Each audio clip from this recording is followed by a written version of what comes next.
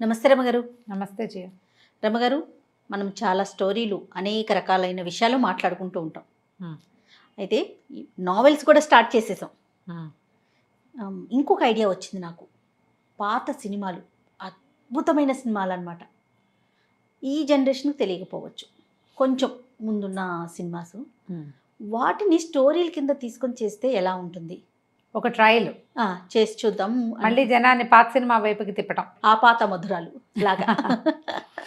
చేయొచ్చు జయ. మంచి మంచి సినిమాలు ఉన్నాయి కదా. కొంతమంది పిల్లలకి తెలుస్తాయి, కొంతమందికి తెలియవు. పాత ఇప్పుడు మా బట్టి వాళ్ళకి తెలుస్తాయి, కొంతమందికి తెలియకపోవచ్చు. అవును, కొన్ని టీవీ కొన్ని ఛానల్స్ లో చక్కగా పాత సినిమాలు వేసే వాళ్ళు కూడా ఉన్నారు కదా. అవును.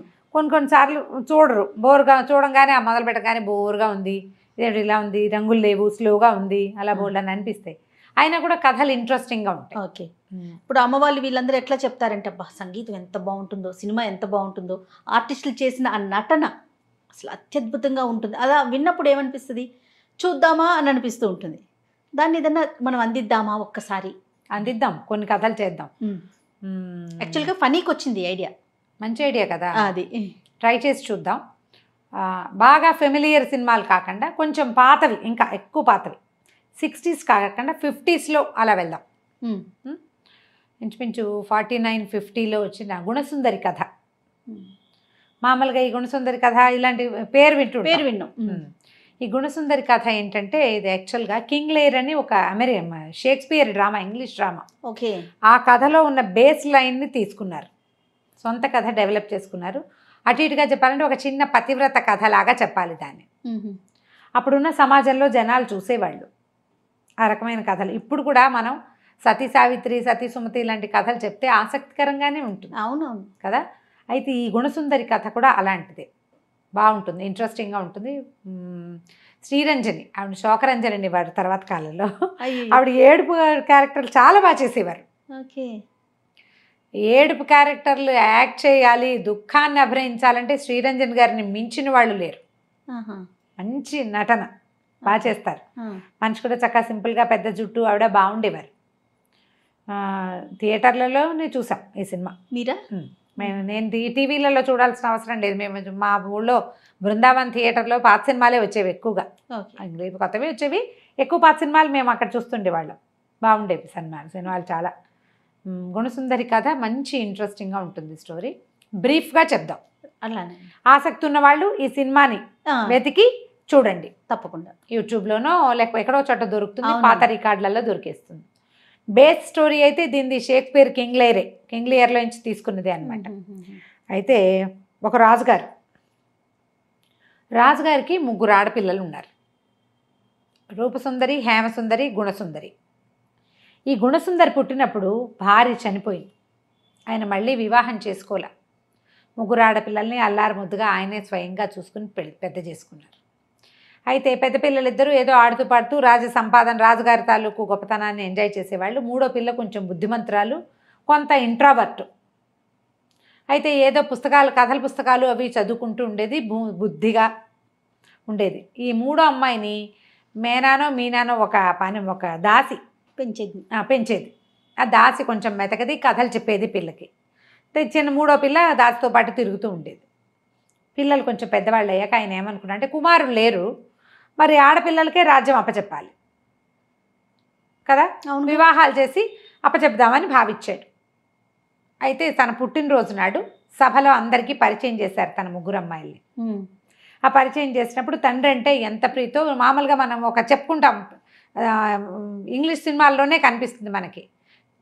ఏదో అంటారు దాన్ని ఇంగ్లీష్లో, టోస్ట్ కాదు, పేరు గుర్తు రావట్లేదు, ప్రకటించడం. ఇది చాలా అత్యద్భుతమైన వాళ్ళు, వీళ్ళు జీవితం ఇలా ముందుకెళ్లాలని కోరుకుంటున్నాము లాంటి వాక్యాలు, మంచి వాక్యాలు, ప్రశంసా వాక్యాలు. ఈ ప్రశంసా వాక్యాలు చెప్పడం కోసం పెద్దమ్మాయిని, చిన్నమ్మాయిని, 3వ అమ్మాయిని పిలిపించారు. పెద్దమ్మాయి, నాన్న చాలా గొప్పవాడు, నాన్నంటే ఎంతో ప్రేమ, నాన్నమ్మ మాకు దైవం కంటే ఎక్కువ, ఎప్పటికీ నేను నాన్నకు రుణపడి ఉంటానని పెద్దమ్మాయి. నాన్న వల్లే నా జీవితం ఇంత అద్భుతంగా ఉందని 2వ అమ్మాయి.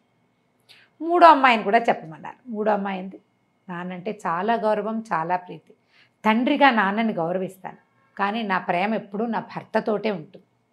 స్త్రీకి భర్తే పరమదైవతం, తండ్రి దైవం, భర్త పరమదైవం అని చెప్తాను. ఒళ్ళు మండిపోతుంది నాన్నకి ఒళ్ళు మండిపోతుంది.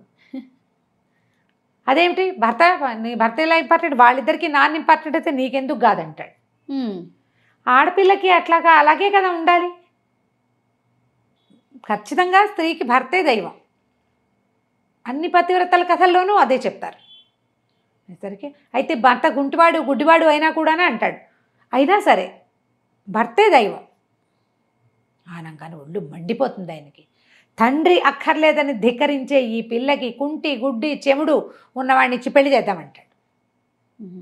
తాను పెళ్లి చేసుకోకుండా ఉండిపోయి పెంచినందుకు తానే దైవం అనాలి.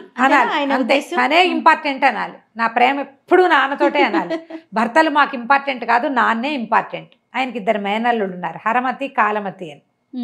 ఆ మేనల్లుళ్ళకి ఇచ్చి పెద్దమ్మాయిలు 2 పెళ్ళిళ్ళు నిశ్చయించాడు. 3వ పిల్లకి మన ఊళ్ళో ఉన్న కుంటివాళ్ళు గుడ్డివాళ్ళు దౌర్భాగ్యులు ఎందుకు పనికిరాని వాళ్ళు ముసలివాడైనా సరే పర్వాలేదండి అమ్మాయి. ఆ అమ్మాయి అలాంటి కథలు చదివేది చిన్నప్పటి నుంచి. దాంతో అది నమ్మింది. తను ఊళ్ళో ఉన్న దౌర్భాగ్యులందరినీ పిలవండి అన్నాడు. కుంటివాళ్ళు గుడ్డివాళ్ళు పనికి పాలేని వాళ్ళు ఎందుకు పనికిరాని వాళ్ళు చాలామందిని పిలిచారు. పిలిచి ఎవరెవరు చూడగలరో, కొంచెం చూపు ఉంది చెవిటి వాళ్ళు వాళ్ళని తీసేశారు. కొంతమంది గుడ్డివాళ్ళు కానీ చెవులు వినపడతాయి వాళ్ళని తీసేశారు. అవుడుగా ఉండాలి, మనుషులు వంకరగా ఉండాలి, కుంటిగా ఉండాలి, గుడ్డి చెముడు కూడా ఉన్నవాడిని ఒక్కడిని సెలెక్ట్ చేశారు. అంటే అన్ని అవయవాలు లోపం ఉండాలి. దైవాధీనం వాడి పేరు. వృద్ధుడు, వయసులో కూడా పెద్దవాడు. ఆ తండ్రికి తన పొందిన అవమానం, పెళ్లి చేసుకోకుండా పిల్లల్ని పెంచితే అది నాకు ఇచ్చిన బహుమానం, ఇది దీనికి బహుమానం ఇవ్వాలి నేను అని పెట్టుకున్నాడు. క్రూరత్వాన్ని అవలంబించాడు. అవమానాన్ని సహించలేకపోయాడు. ఆడపిల్లగానే ఉంటుంది, ఈడపిల్ల కాదని గ్రహించుకోవాలి. ఆ గుడ్డి చెముడుగా ఉన్నటువంటి దైవాధీనం అనే వయసు మళ్ళిన వాడికి ఇచ్చి 3వ పిల్లని పెళ్లి చేశాడు. 3 పెళ్ళిళ్ళు ఒకేసారేనే. ఆ దైవాధీనం సూత్రం కట్టడానికి కూడా ఇంకోళ్ళ మీనా సహాయం చేయాలి. దాసి సహాయం చేసే పరిస్థితి. ఆ అమ్మాయి ఏమంటుంది, నా భగవంతుడు నా రాతి ఇదే రాశాడు అనుకుంటా. భర్తని గౌరవించాల్సిందే. కొద్ది రోజులకు తెలుస్తుంది అతను మరీ కుంటి కాదు, మరీ గుడ్డి కాదు, మరీ చెముడు కాదు. అతనికి కొంచెం వినపడుతుంది, కళ్ళు కనపడతాయి ఎంతో కొంత, అంత అవిటివాడు కాదు. అయితే కొంచెం రోజులు గడితే 3 అల్లుళ్ళు ఇంట్లోనే ఉంటారు. అయితే ఆ అమ్మాయిని ఏదో అవమానిస్తారు. 3వ అమ్మాయిని అవమానిస్తే అతను పోట్లాడతాడు. అదేమిటి, 3 గుడ్డివాడినో కుంటివాడినో పెళ్లి చేసుకుంటే మాత్రం రాజకూతుర్ని గౌరవించద్దు. పోట్లాడేసరికల్లా రాజుగారికి మహాకోపం వస్తుంది. వీడు తను అనుకున్నంత గుడ్డి కుంటి చెమిడి కానందుకు, తన మాట కాదన్నందుకు పోట్లాడి ఇంట్లోంచి పంపించేయాలనుకుంటాడు. అతను వెనకాల పడి కొట్టబోయి మేడ మెట్ల మీద నుంచి జారి పడిపోతాడు తండ్రి రాజుగారు. కూతుర్ని ఇంట్లోంచి బడి పంపేస్తాడు. 3వ కూతుర్ని వెళ్ళిపోమంటాడు. వాడు ఎక్కడికి పోతే అక్కడికి పో, దేశ దిమ్మరివైపో, నువ్వు నీ వల్లే నాకు ఈ పరిస్థితి వచ్చింది, అయ్యో దెబ్బలు తగిలిన నాన్నని సంరక్షిద్దామనుకుంటుంది అమ్మాయి, సంరక్షించనివాడు ఆయన, వెళ్ళిపోమంటాడు. ఈ పర్వాలేదు అంత కసురుతుంటే ఎందుకు ఉండాలి, పద మనం వెళ్ళిపోదామని భార్యను తీసుకెళ్ళిపోతాడు. ఆ దైవాధీనం. అమ్మాయి ఒక చదువుకునే పతివ్రతల బొమ్మల పుస్తకం తెచ్చిస్తుంది పని మనిషి దాసి. ఒక పల్లెటూరుకి తీసుకెళ్తాడు. ఓ చిన్న పూరు గుడిసెలో అమ్మాయి అక్కడే ఉంటుంది భర్తతో పాటు. అదే మరి దేవుడు రాశాడు. అయితే ఏమవుతుంది, మంచినీళ్ళు తెచ్చుకుని రావడానికి బిందె పుచ్చుకుని వెళ్తూ ఉంటుంది రోజు. చెరువు దగ్గర ఒక కుర్రాడు ఎదురుపడతాడు, ఒక రాజకుమారుడు. అబ్బో నువ్వెంతో సౌందర్యవతమని వెంట పడతాడు. నన్ను పెళ్లి చేసుకోమంటాడు. ఆవిడ ఒళ్ళు మండిపోతుంది. నేను వివాహితని, నేను ఇట్లాంటి పిచ్చి పిచ్చి పనులు చేస్తావు, ఎవరో నువ్వు నా వెంట పడతావా అని బిందెచ్చి కొడుతుంది మొహం మీద. ఇంటికి వచ్చేస్తుంది. భర్తకు చెప్తే ఆయన ఏమనుకుంటాడో మాట్లాడకుండా ఊరుకుంటుంది. అయితే చూశాక ఏమవుతుంది, భర్తకి ఏంటో మొహం మీద దెబ్బ తగిలినట్టు కనపడుతుంది. ఏం తగిలిందంటే ఏదో పడ్డానంటాడు. తర్వాత ఏమవుతుంది, అమ్మాయి తులసి పూజ చేసుకుంటుంటే అతను ఆ పతివ్రతల కథల పుస్తకంలో వెనకాల కొన్ని పేజీలు ఖాళీగా ఉంటే ఓ బొమ్మ వేస్తూ ఉంటాడు. బొమ్మలు వేస్తాడు అతను కొద్దిగా. ఈ అమ్మాయి ఆ బొమ్మ చూస్తే ఆ బొమ్మలో తనే ఒకని చెంబుతోటి కొడుతున్న ఫోటో బొమ్మ ఉంటుంది అక్కడ. ఆశ్చర్యపోతుంది. నువ్వు చూడలేదు కదా, ఎట్లా వేసావు ఈ బొమ్మ అని. ఆయన చూడలేదు, అది చెరువు దగ్గర జరిగింది. అతను ఇంట్లో ఉన్నాడు, అంత దూరానికి చూడలేడు, కళ్ళు పెద్దగా కనపడవు, సుమారుగా కనిపిస్తాయి. అయితే ఏమవుతుంది, అతను తన చెయ్యి పైకెత్తి ఆ అబ్బాయిలాగా మారిపోతాడు. ఓహో. ఆ వెంటపడిన యువకుడు ఇతనే. సతీ గుణసుందరి అని రాస్తాడు ఆ బొమ్మ వేసి. రాజు కూతురు ఒక వృద్ధుడిని పెళ్లి చేసుకోవాల్సి వచ్చింది. ఒక నవయువకుడు వెంబడిపడినా ఆవిడ ఒప్పుకోలే. నీ కథ కూడా భవిష్యత్ తరాల వాళ్ళు ఇట్లా తెలుసుకుంటారంటాడు. అప్పుడు ఈ అమ్మాయి అడిగితే ఇతను ఒక రాజకుమారుడు, అవంతి నగరానికో ఏదో రాజకుమారుడు, గురువు దగ్గర శాపం పొంది ఇట్లాంటి పిచ్చి అవతారం వస్తుంది. భార్యకి తప్ప ఇతరులకి ఈ రహస్యం చెప్పకూడదు, ఇతరులకు తెలిస్తే నేను ఎలుగుబంటిగా బారిపోతానని చెప్తాడు. భార్యాభర్త హాయిగా సంతోషంగా ఉంటారు. ఆ వృద్ధ రూపంలోనే ఉంటాడు అతను, యువకుడుగా కనపడ్డు అందరికీ. భగవంతుడి శాపం మరి అట్లా వచ్చింది, ఏం చేస్తారు? సరే వీళ్ళిద్దరు కలిసిమెలిసి అన్యోన్యంగా ఉంటారు. ఇంతలో రాజుకి కాలు విపరీతంగా పుండైపోయి కాలు కొట్టేసే పరిస్థితి వస్తుంది. ఇంకా ఎన్నాళ్ళు ఈ సేవ చేస్తాం అని పెద్ద కూతుళ్ళు ఇద్దరు ఈ నాన్నతో పడలేకపోతున్నాం. అంతకుముందు నాన్నంటే పంచప్రాణాలని చెప్పిన వాళ్ళు కాలు కోయించడానికి సిద్ధపడతారు. అప్పుడు రాజవైద్యుడు ఏమంటాడంటే, మహేంద్రమణి అని ఒక మణి ఉంటుంది, ఆ మణి తెచ్చి తాకిస్తే ఈ రోగం నయమవుతుంది, కాలు కుండిపోయే పరిస్థితి ఇది నార్మల్ అయిపోతుంది. అప్పుడు ఏమవుతుంది, సరే ఈ అమ్మాయి తెలుస్తుంది, చిన్న కూతురు కూడా, నాన్న అయ్యో ఇలా అయిపోయావా నాన్న అని బాధపడుతుంది. భర్తను అడుగుతుంది, నువ్వు ఎంతో విద్యలు నేర్చుకున్న వాడివి, రూపం మార్చుకోగలిగే శక్తి ఉన్నవాడివి, రాజకుమారుడివి, బలశాలివి, నా తండ్రిని రక్షించమని అడుగుతుంది. అడిగితే సరే అల్లుళ్ళిద్దరూ బయలుదేరుతారు మహేంద్రమణి తేవడానికి, మేనల్లుడిద్దరు. వాళ్ళతో పాటు ఈ ముసన్ రూపంలో ఉన్న దైవాధీనం కూడా వెనకాలొస్తాడు. వెళ్తాడు, ముగ్గురు కలిసి వెళ్తారు. వెళ్తే ఓళ్ళని సంగీతాలు పాటలు నిదానంగా స్లోగా కథ నడుస్తుంది. కొంతమంది యక్షిణుల పాలనలో ఆ మహేంద్ర పర్వతము అక్కడ ఉండే మహేంద్రమణి ఉంటాయి. ఆ యక్షిణులని మోసం చేసి ఇతను ఏం చేస్తాడంటే వీళ్ళిద్దరు తోడల్లుడు కాకుండా ఆ మణిని సంపాదిస్తాడు. దానికి ఒక మంత్రం చెప్తారు, మంత్రం ఉంటుంది దానికి. ఆ మంత్రం చదివి ఆ మణిని తాకిస్తేనే అది ఇదవుతుంది అనమాట, పనిచేస్తుంది. మణి పుచ్చుకుని ఇతను కిందకు వచ్చేసాక పట్టుకొచ్చేస్తాడు. తోడల్లుళ్ళు ఇద్దరికి తెలిసిపోతుంది, వీడు మనకంటే బలసారి, వీడు ఆ మణిని తెచ్చేశాడు అని. వాడిని నూతిలో పడేసి ఆ దైవాధీనాన్ని ఆ మణి పుచ్చుకుని పారిపోతారు వీళ్ళిద్దరు. రాజు దగ్గరికి పట్టుకొచ్చేస్తారు. మణిని తగిలిస్తారు కానీ మంత్రం రాదు. ఇంతలో ఏమవుతుంది, ఆ మణిని తేవటం గురించి అక్కా చెల్లెళ్ళు మాట్లాడుకుంటారు.